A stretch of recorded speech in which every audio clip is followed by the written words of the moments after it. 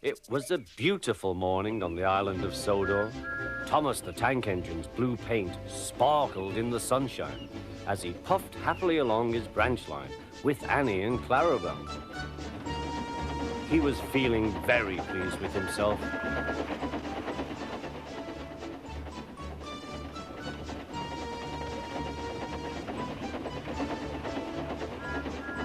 "Hello, Thomas," whistled Percy. "You look splendid." "Yes, indeed," boasted Thomas. "Blue is the only proper color for an engine."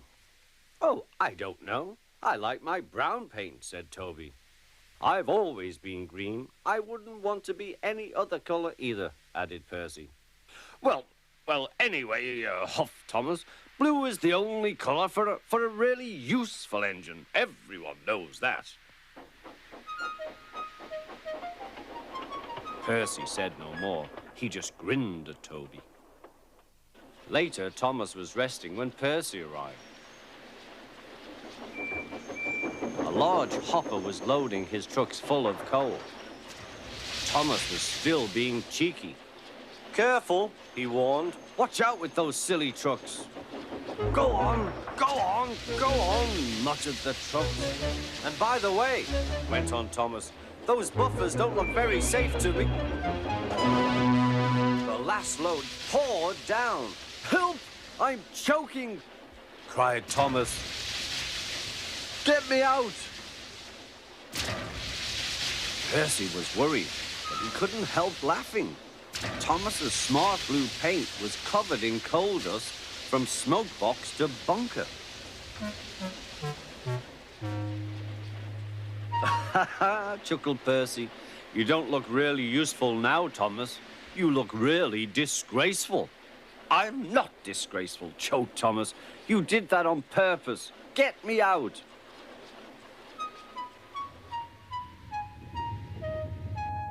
It took so long to clean Thomas that he wasn't in time for his next train.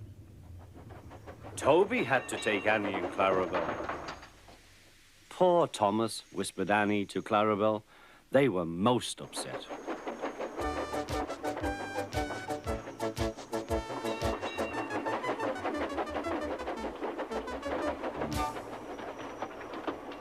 Thomas was grumpy in the shed that night. Toby thought it a great joke, but Percy was cross with Thomas for thinking he had made his paint dirty on purpose. Fancy a really useful blue engine like Thomas becoming a disgrace to the Fat Controller's Railway.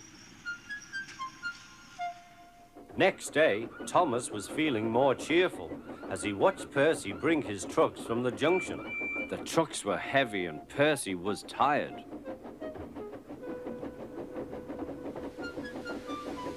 "Have a drink," said his driver, "then you'll feel better." The water column stood at the end of the siding with the unsafe buffers.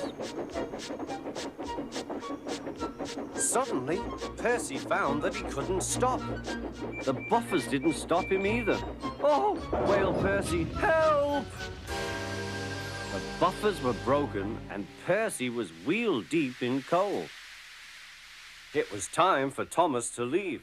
He had seen everything. "Now Percy has learned his lesson too," he chuckled to himself.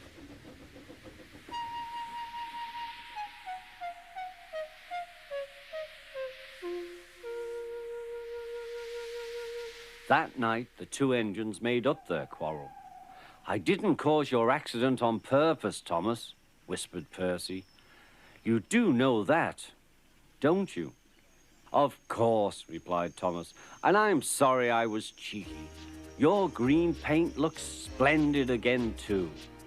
In future, we'll both be more careful of coal."